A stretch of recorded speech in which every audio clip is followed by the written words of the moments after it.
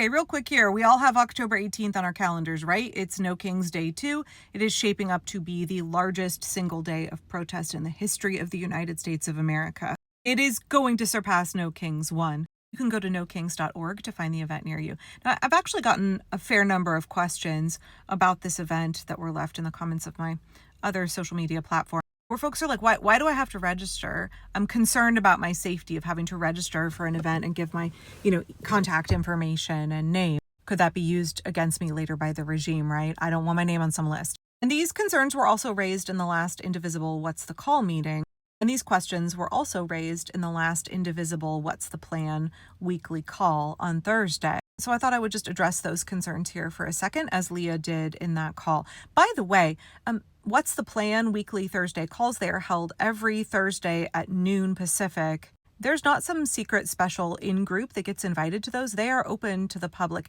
You just have to register in advance so that you get the Zoom link sent to your inbox. And then the co-founders of Indivisible, Ezra and Leah, they talk about, all of the things that they think. They have like a little intro where they talk about all the things that they think are important that we should know about. And then Indivisible members can drop their questions into the chat, and the questions with the most upvotes get answered during the call. I have found it a really useful resource. I have found these calls extremely helpful, not only because they are a morale boost, because you're on a call with 7,000 other people who are taking time out of the middle of their workday to get updates on how we can defend democracy. Also because they're extremely informative. I learn a lot, and I find that Ezra and Leah and I share a lot of the same outlook and political ideals and vision for America. And so I really enjoy hearing their perspectives as well. And then to hear questions or thoughts from other Indivisible members and chapters all over the country.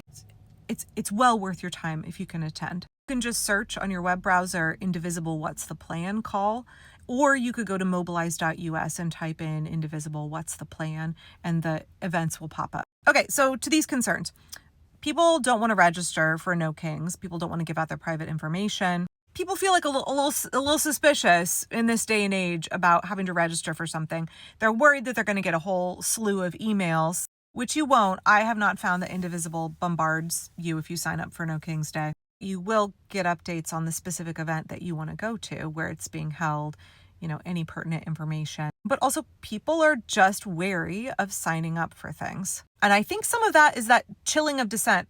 That is that anticipatory obedience that the regime wants out of you. They want you to be afraid of organizing in entirely legal ways and having your name attached to entirely legal actions. So I would encourage you, one, if you're wary of signing up for something through organizations like Indivisible, which have been around for years and are absolutely above board, advocate for legal, nonviolent resistance against authoritarianism. I'd ask you to maybe check in with yourself a little bit about whether what you are doing is obeying in advance, whether what you are doing is letting the regime scare you into not dissenting against them, whether what you're doing is manufacturing a scenario in which the regime is going to use that information to hurt you when you have no evidence that will come to pass. So I don't know, just touch base with yourself about that, because we do have to engage in some level of personal risk. We do need a little bit of fearlessness. Or if you're not somebody who can access fearlessness,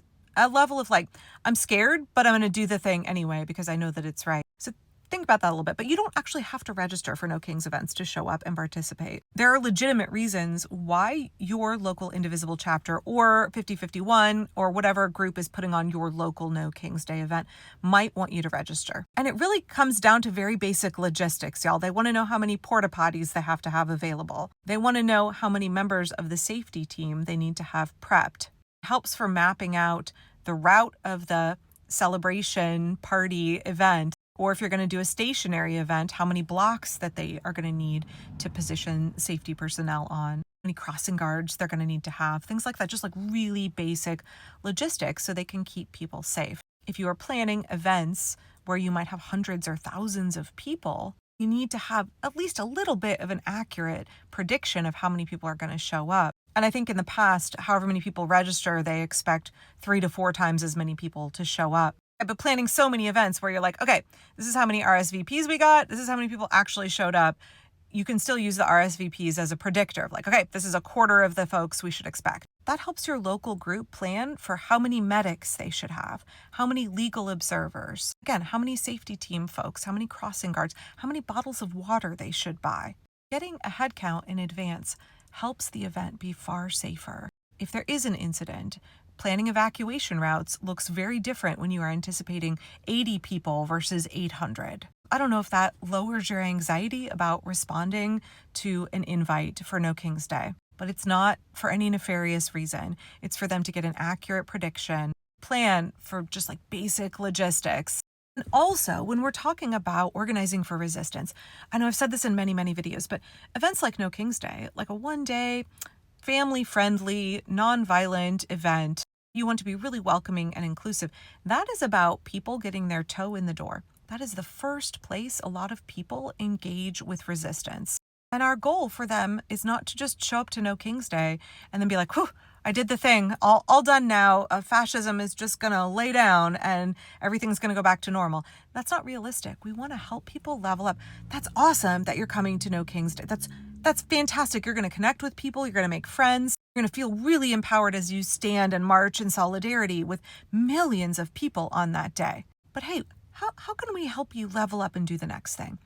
Leah says, how can we get them to step up on the rungs of the ladder of engagement? So you want to capture people's emails so that you can be like, you had a good time at No King's Day?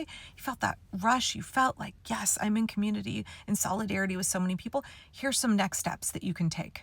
Come to your local Indivisible meeting. Have you thought about calling your electeds about this? Hey, we're doing an event where we walk our immigrant neighbors to the courthouse so that they can go to their hearing. Would you like to sign up and do that with us? We're doing a food drive because our food bank has seen their budget cut by the millions. Would you like to help us with that? Right? We want people to plug in and level up.